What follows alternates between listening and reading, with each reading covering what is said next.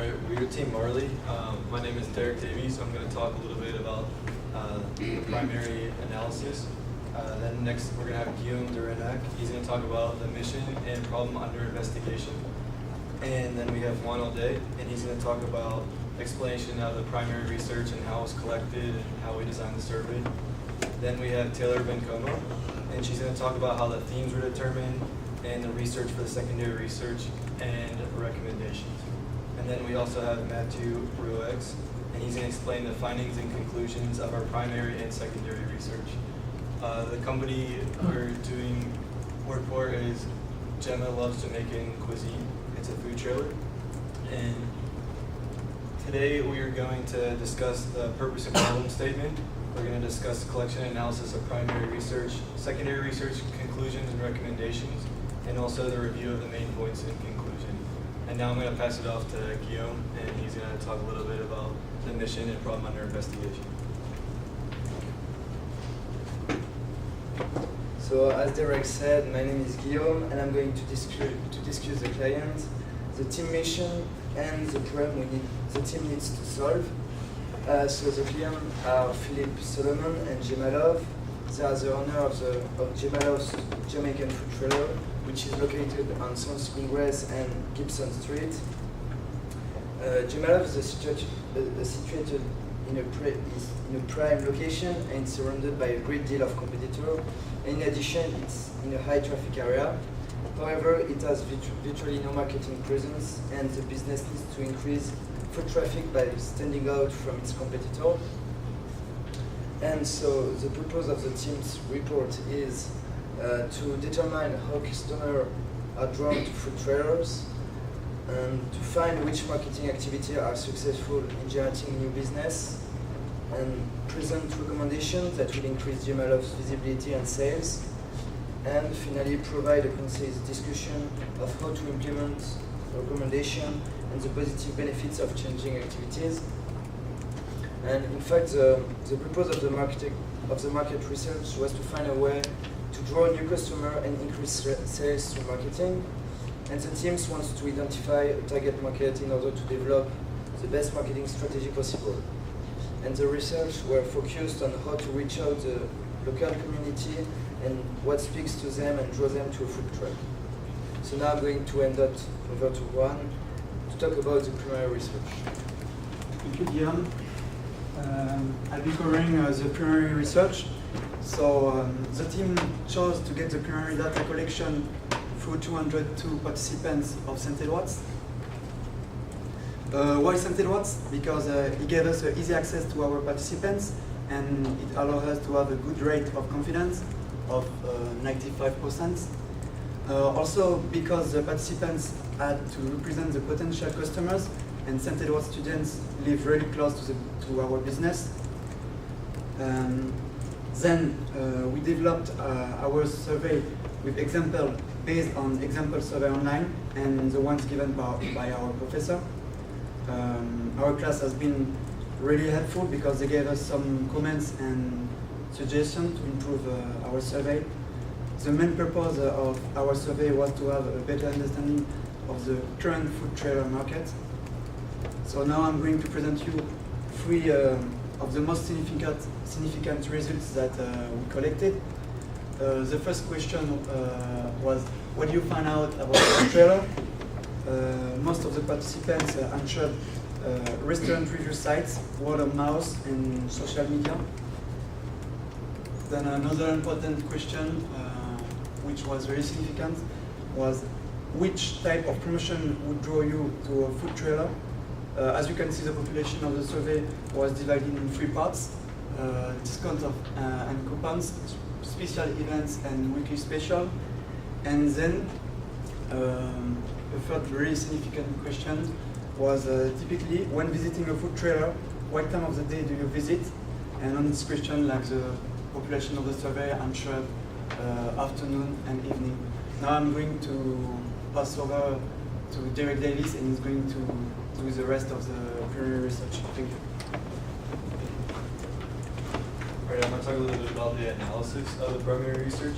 The majority answered that restaurant review sites were where they primarily found out about the food trailers. The team believes that these results occurred because restaurant review sites offer a variety of opinions to use to access whether a venue is worth visiting or not. So you're getting people's feedback rather than seeing something that's written by like a publication or something. You're getting actual people's feedback and opinions. The second most popular answer was word of mouth, and that was selected because food trailers are more transient and not as solidly planned as traditional restaurants.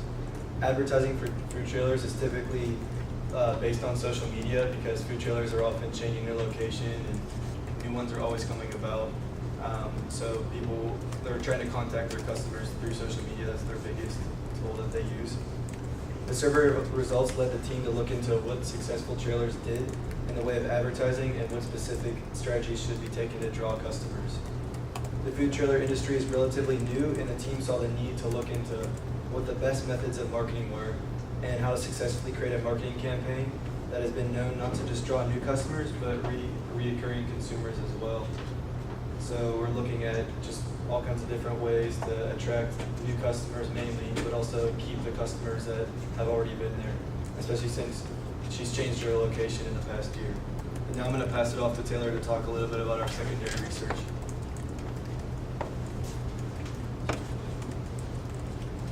We drew our secondary research from St. Edward's Library databases and just through simple Google searches.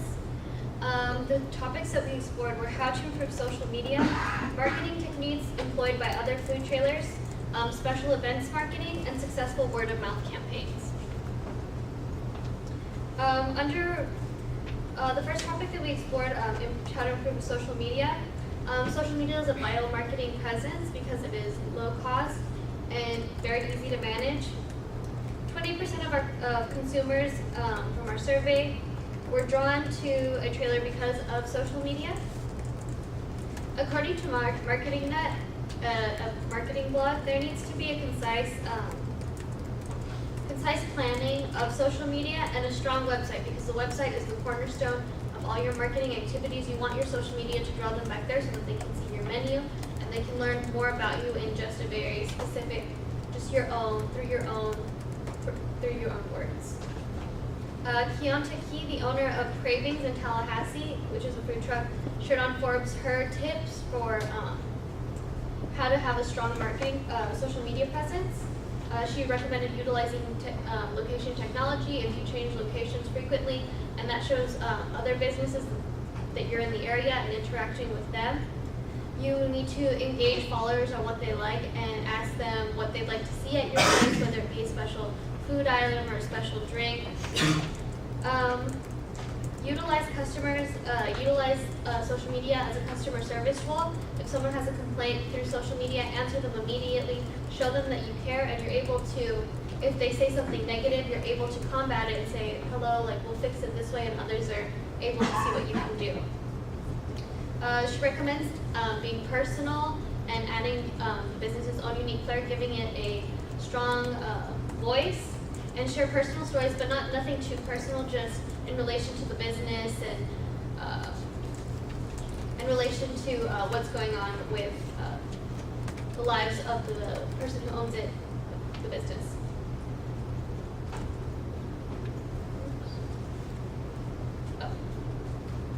Marketing techniques by other trailers. We looked at Torchy's Tacos, which has a very strong social media presence. They have a really good Twitter, and they every Friday they offer #Free Taco Fridays, where it's a contest where they ask you to create a pun or take a picture, and people respond and they'll respond back, and then they award a winner who gets a free taco. They will engage their customers directly. If someone tweets at them, they typically tweet back and say something kind of clever and cute little quip. They offer online ordering. Their social media presence is so strong that they're always linking back to their website, like, oh, you're hungry, like, order online now so you don't have to wait in lines and stuff. Another good one is Hey Cupcake. They have a really nice website and it's very easy to use. It has connections to their social media sites.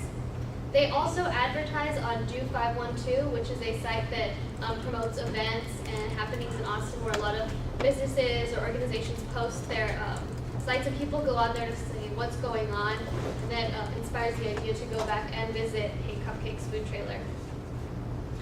Successful word of mouth campaigns. According to an article in inc.com, Sprint shared that there needs to be strong customer service in order for your word of mouth to be positive. People are more likely to report negative occurrences rather than positive occurrences in relation to a business. So it's important to keep customers happy and satisfied. Another example is Vail Ski Resort, which has encourages check-ins on social media. That way, the people who are on like their Facebook account see that they're at this place and they're sharing photos and stuff. So it's It's a form of advertisement through asking consumers to advertise for you, basically. They also have photo contests, and they win like gift certificates. It's a really good marketing tool and good word of mouth campaign because people are seeing what their friends are doing and they're gonna wanna join in. For special events marketing, according to inc.com, the way to be successful with special events marketing is participating in events even directly or indirectly, whether it's at a festival or there's just like a citywide thing going on. It recommends creating events within events, which is offering promotions and special little happenings at your place of business, and using social media to promote this, and using the hashtag of whatever event. Say it was ACL, so they would tweet hashtag ACL 2014, like come and stop, anybody who has a wristband, come and join us for a free drink, or stop by for a free wristband or something. I'm going to pass it on now to Mathieu, who will go over our conclusions from our secondary research and from our primary research.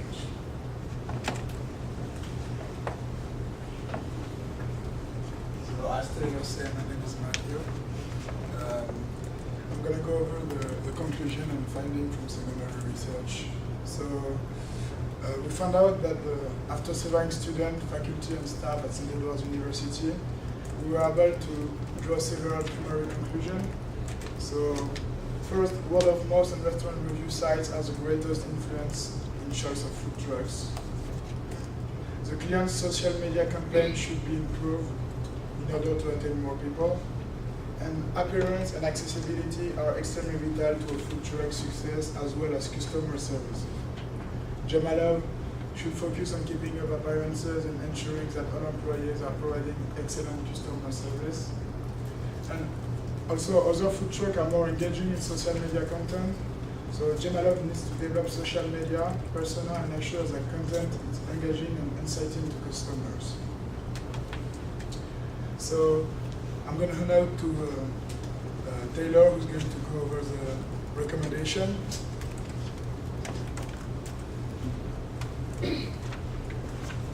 So our first recommendation is to offer a check-in special. 28% of people found out about food trailers through social media. This would be very simple to implement. You would only need to put up a sign that said, "Hey, check in here with us and receive a 10% discount." It's easy to measure because you can see how your traffic increases if more people are visiting and more people are sharing, and you can liking the page. It's easy to measure the interest garnered from this promotion. The second recommendation we propose is a bring a friend discount, where when someone comes in, they hand out a coupon that says bring a friend the next time you come, and you both will receive a 20% discount.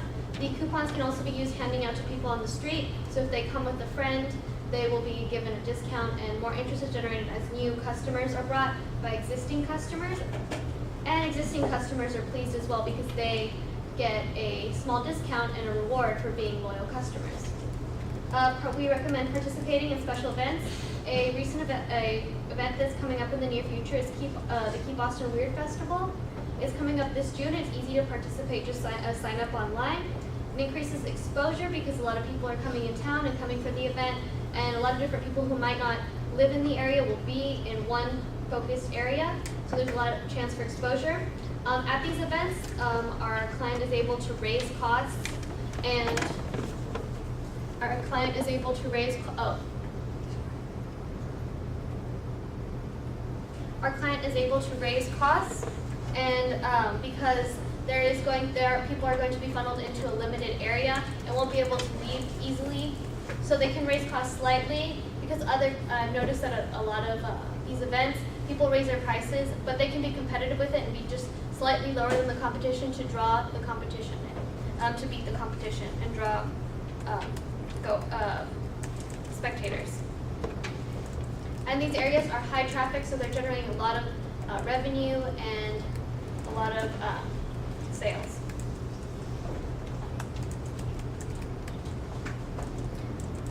Another event that we recommended is a Facebook promotion of a happy hour special on days that are slow. It encourages people to come in, buy one, get an appetizer free, for example.